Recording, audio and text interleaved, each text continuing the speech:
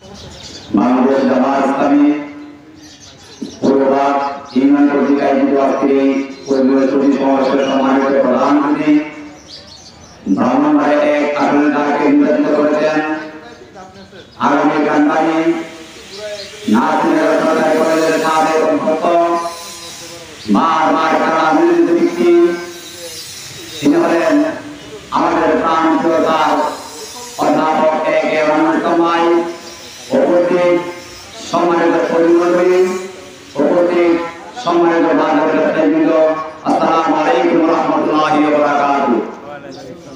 সম্মানিত সহমণ্ডলী, আমরা আমাদের বাংলাদেশ জামাত ইসলামীর পক্ষ থেকে যখন নাসিরনগর যাকে নির্বাচিত করেছেন তার পক্ষ থেকে আমরা প্রত্যেকটি পাড়ায় পাড়ায় প্রত্যেকটি মহল্লায় মহল্লায় প্রত্যেকটি ইউনিয়নে প্রত্যেকটি গ্রামে আমাদের বাংলাদেশ জামাত ইসলামীর গণসংযোগের কার্যক্রম চলছে।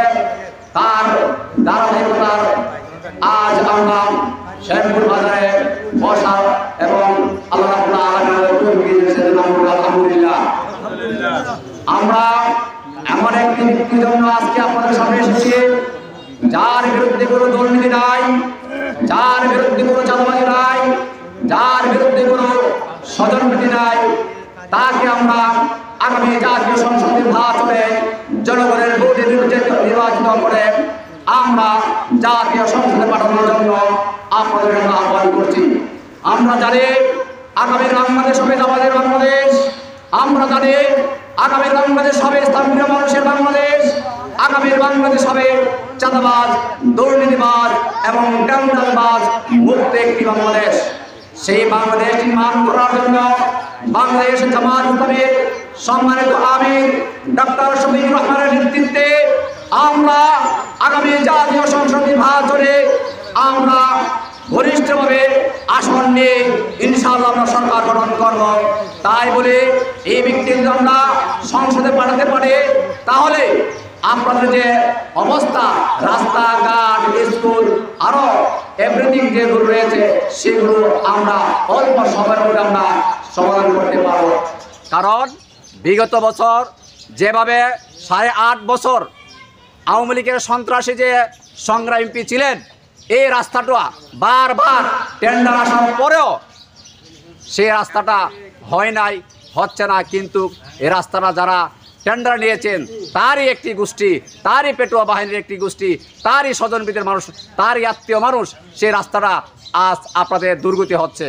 তাই আমরা বলবো বাংলাদেশ জামাত ইসলামী দুর্নীতিমুক্ত একটি দেশ, বাংলাদেশ জামাত ইসলামী সন্ত্রাস মুক্ত একটি দেশ, বাংলাদেশ জামাত ইসলামী মানুষের সেবার জন্য আজ আমরা এমন একটি ব্যক্তিকে নিয়েছি, তিনি হলেন আমাদের দাঁড়িপাল্লা মার্কার যিনি এমপি প্রার্থী আমিনুল ইসলাম ভাই।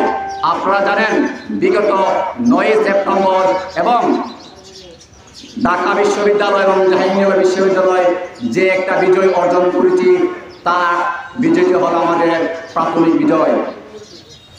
বাংলাদেশ ইসলামী ছাত্র শিবির তার 28টি প্যানেলের মধ্যে 23টি প্যানেলে ইসলামী ছাত্র শিবির তার জয়যুক্ত করে যেভাবে তার কার্যক্রম শুরু করেছে, আমরা চাই আগামী সরকার গঠন করে দুর্নীতিমুক্ত একটি দেশ গঠন করার জন্য, বিশেষ করে আমার প্রাণপ্রিয় নাসিরনগরকে নিরাপদ রাখার জন্য আমরা দাঁড়িপাল্লা মার্কা ভোট দিতে আমরা সবাই প্রস্তুত ইনশাআল্লাহ।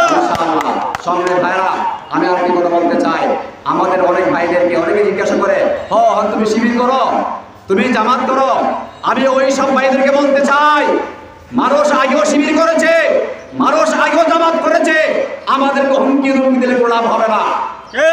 আমরা কারো হুমকি বই পাই না। আমরা শেখ হাসিনার সময় আমাদেরকে যেভাবে পেটুয়া বাহিনী নির্যাতন করেছে তার দাঁত ভাঙা জবাব 28 অক্টোবর দিয়েছে। আপনারা যদি সেই পথে অনুসরণ করেন তাহলে আপনাদের অবস্থা তাদের মতই হবে। তাই বলতে চাই, এই হুমকি দুমকি বাদ দিয়ে জনগণের পাশে আসেন, জনগণের পাশে সেবা করেন, এই আহ্বান জানিয়ে আমি আমার বক্তব্য শেষ করলাম। বাংলাদেশ জামাত ইসলামী জিন্দাবাদ, ইসলামী ছাত্র শিবির জিন্দাবাদ। আবারও দেখা হবে রাজপথে, কথা হবে মিছিলে, বিশ্রাম হবে কারাগারে। আসসালামু আলাইকুম ওয়া রাহমাতুল্লাহি ওয়া বারাকাতুহু।